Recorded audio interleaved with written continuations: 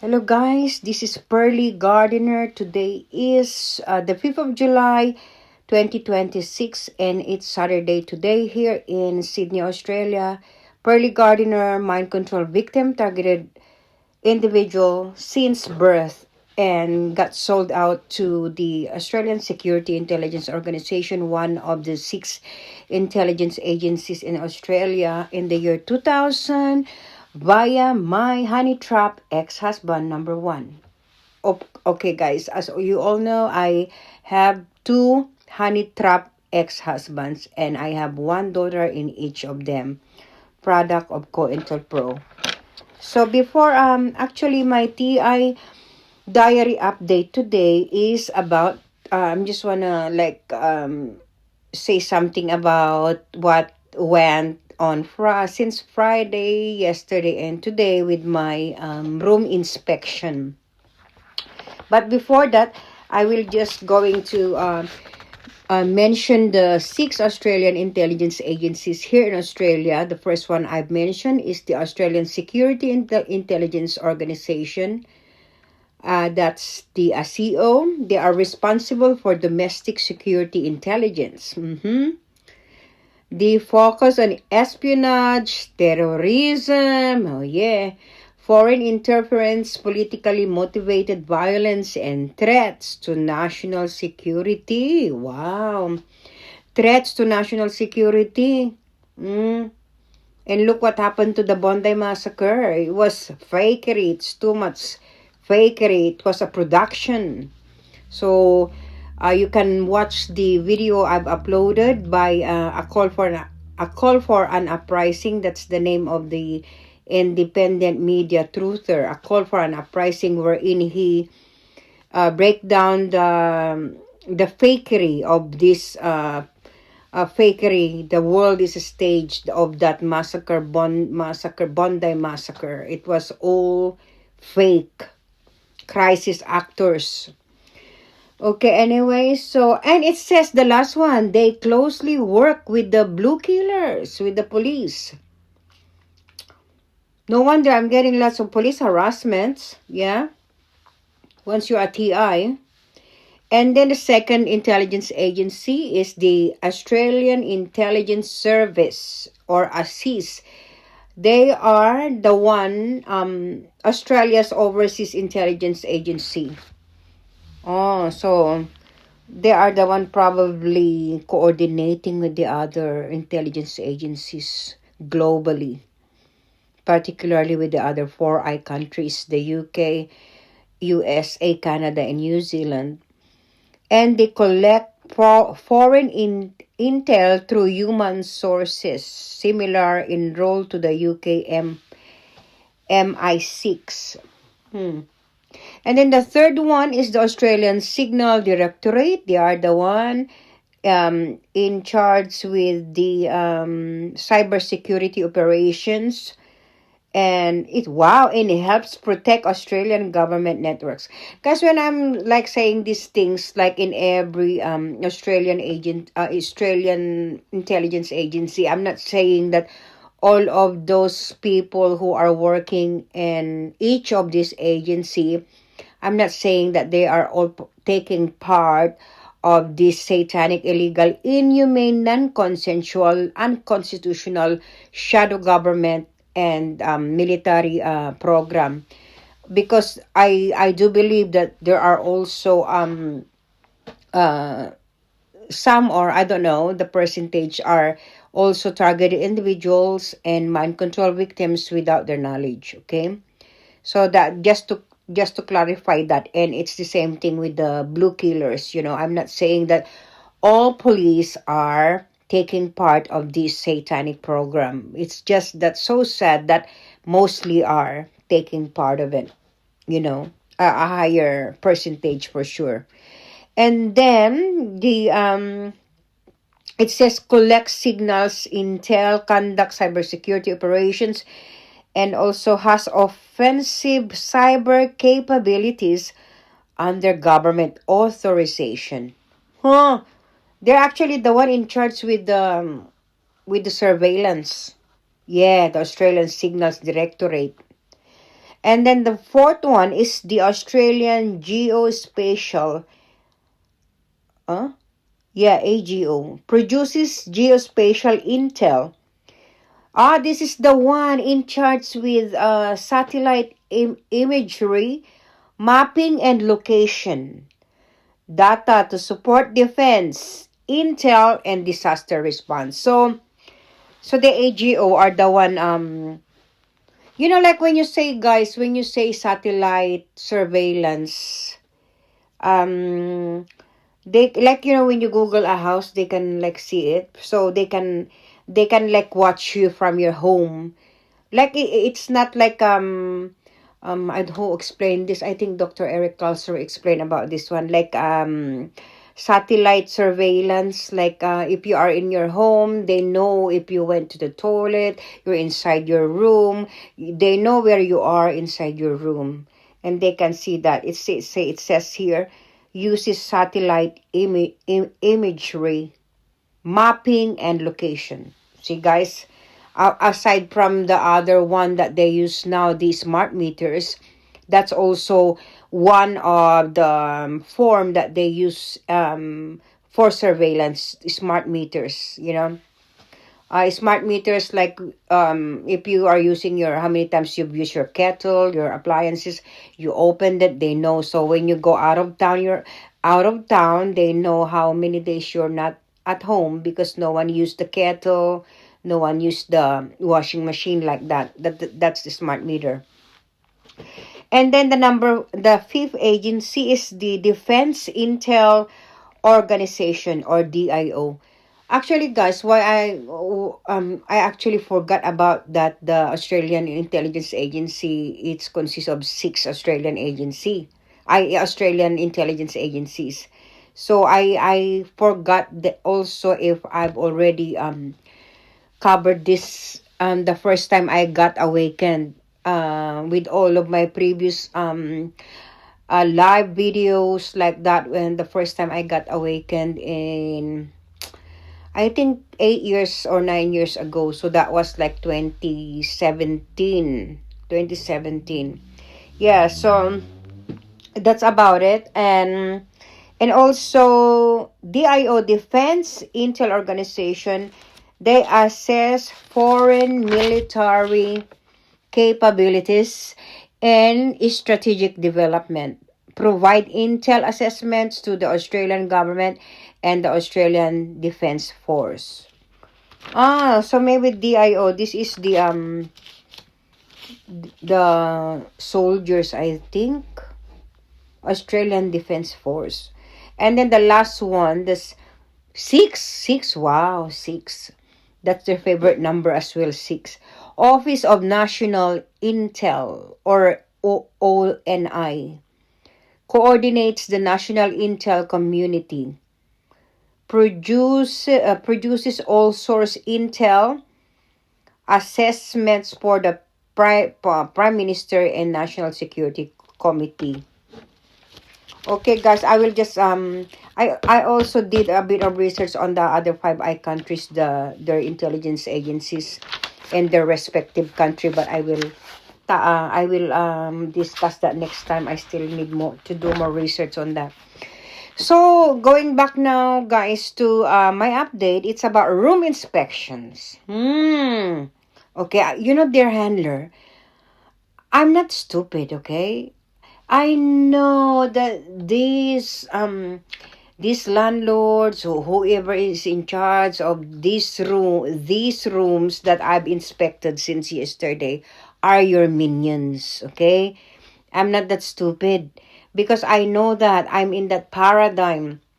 Because according to DOD whistleblower Brian Chu, it's very important that the mind control victim, targeted individual, is in that paradigm. Because if I am going to talk to someone who is not plugged in the system, who is not plugged in that paradigm, I mean to say, if I'm going to have an encounter or have a conversation with someone who is not a perp, who is not your minion, it will disrupt your evil technology, your supercomputer, right? because nobody will verify your whatever conversational situational scenario, stimuli, whatever that you have in place for me. Anyways, okay, so let's start. So Friday night, I called this lady Mercy in Quakers Hill. She said that her brother lives there in Quakers Hill, and she said it's only $180, and that includes everything, utility bills and internet. So I was thinking, oh wow, that's really good budget, 180, and it includes everything. But then when I asked her, so it's gonna be your brother and his wife, are the one will be my housemates there. And then she goes, oh no, there are two males, don't worry, they're harmless. Oh. Of course, while speaking to her, while talking to her over the phone, my brainwave frequency, the supercomputer and the hive mind team are getting all the synaptic emotional respond. So I said, oh no, no, no, no, no. I said, I don't want if they're both female, or at least one is female, I can like go for it and take the room. So I just said to her, sorry, and thank you for your time. Sorry, I will not take it, or I will not waste your time for me to inspect the room. Okay, so that was on Friday night. Okay, so yesterday, Saturday, the 4th of July, Saturday, yesterday, I will drink first, guys. Guys, I'm drinking ginger tea. I usually have my Australian mug, but my mom was mind control, so she took it. She took it without letting me know. So I actually ordered a new one from the organized crime company, Temu. And up until now, I'm still waiting for my mug. For my mug, I ordered, I think it's $13. I will show you guys. So this is the one I ordered. That's the one I ordered. Green with the Australian map there. Yeah.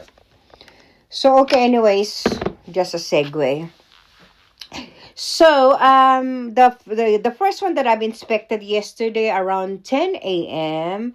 was in Mount Druitt. It's on Beams Street. That's near the Pabico Club 55, right at the end of Beams Street.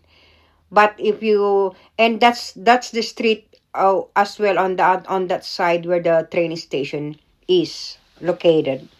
So I met with this young guy, Ken. He's a nice young guy, and their handler. Wow, you're very very thoughtful. He brought me a Hungry Jack's in coffee and hash brown, and I don't know the other one because I didn't. I just when after my after I inspected the room there in Mount Druitt, I think I went straight to West Point, and I threw the Hungry Jack's coffee, the hash brown, and the other, I don't know if it was bacon or burger. Dear handler, thank you for you're very thoughtful that you want me to eat Hungry Jack's, but I promised to myself that I will not eat pork, and I will not eat KFC, and I will not eat McDonald's anymore. Okay? So, well, I started that. I actually did that the first time I got awakened. I was actually raising awareness on all of these processed foods like burgers, like that, and I have to do another research on that and blog about that, about how these are silent weapons as well, like processed foods, GMO in our foods, like that. That's gonna be on another video, separate one, about Agenda 21, Genocide Depopulation Program. So, in order to continue this, so I met up with the young Ken. Oh yeah, he gave me the coffee, but Now, if you're watching this, Ken, sorry, and to my handler, sorry. Thank you for your very thoughtfulness that you have to give me coffee. But that time, I already had my breakfast, two boiled egg and one pancit canton. So I was full. So I don't. Why should I eat that, anyways? So when I went there, he showed me he introduced me to this guy Nelson, one of the housemate, and then he showed me they have two shower rooms and toilets, and she showed me. Oh my God, I don't want to like say anything about this, but you know it's very very filthy. Really, it was very dugyot in Ilocano. It was so dugyot. The everything, the kitchen, in all of the corners there, it was so dugyot. So, and it's $250 per week for that. And I'm thinking it's on Beams Street, and I know that is a very busy road, that one in Mount Druitt. So I was just saying to him like, I will get back to you because I still have four properties to inspect. I said to her, or five. I said to him. So yeah, in he was also telling me bullcrap drama, like, oh, by the way, there are two. You will be the second female, and there are three males, but one male is leaving. He said, um that room, he showed me the room, that room, there are a couple there, I don't know, boyfriend and girlfriend, and they're having a problem, and I think the guy is leaving. So I was thinking, oh, I know, it's all part of their script anyway. So that was it to end that one. Yeah, I had a look and everything. So that's the main reason for me, is that it's dogyot. Yeah, it's filthy. Like, no, okay, I can't live like that. And cleanliness is godliness. And their handler, I'm a cleaner. Yeah, that's what you made me, cleaner. But you know what? Oh, a lot of things I still have to like I still have to discuss about my cleaning, about the entrapment and stuff like that. Set up, like, you've tested me a lot of times, and that started from when I started my job in. I will discuss this in a different video because I haven't done yet my what you call this, my up not update, but like recall, remembering, reminiscing all of my the job that you've given me since year 2000. When I came here, I started working in 2001. So I will discuss that in a separate video. Moving on, the second room that I've oh, by the way, segue again. As you can see, my t-shirt. Thank you, Ivan, for the print and design. It says Silent Holocaust. Yeah. So and the ribbon is purple. It says targeted individuals. So I actually did what you call this, GPT chat, the meaning of Holocaust.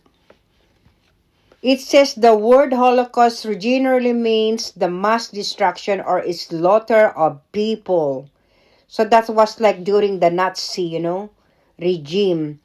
Systematically murdered the Jews and millions of other victims. That was in World War II. So it's happening, silent Holocaust, because we targeted individuals, tens of millions of targeted individuals, mind control victims around the world. By the way, according to DOD whistleblower Brian Chu, not all mind control not all targeted individuals are mind control victims. So I don't know how the percentage on, and this is global, guys, if how many are mind control and at the same time targeted individuals.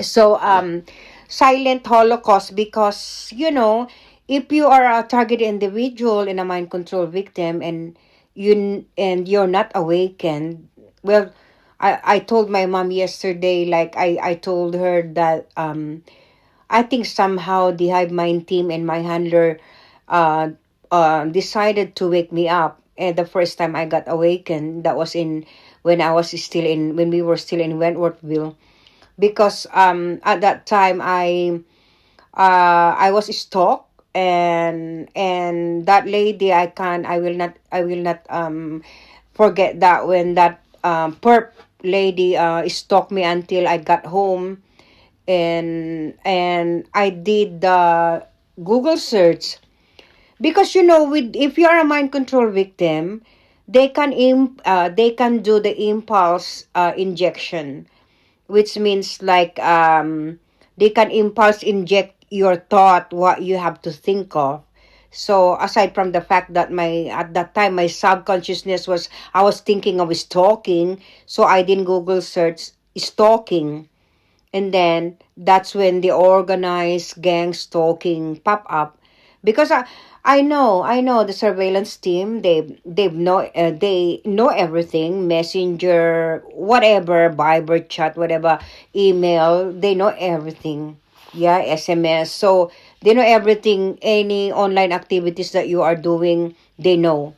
So that's I told mom that, oh yeah, yeah, they've decided to wake me up. Maybe they're thinking, oh, that they were thinking, oh, let's wake her up, let's see what she's capable of, or things like that.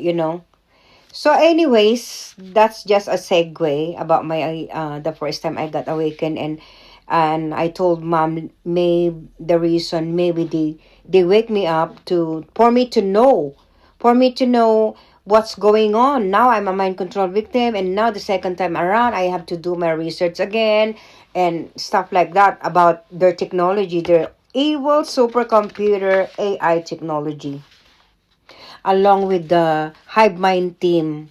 Yeah, the Satanist, narcissist, psychologist, psychiatrist, neuroscientist, behavioral neuroscientist, whatever.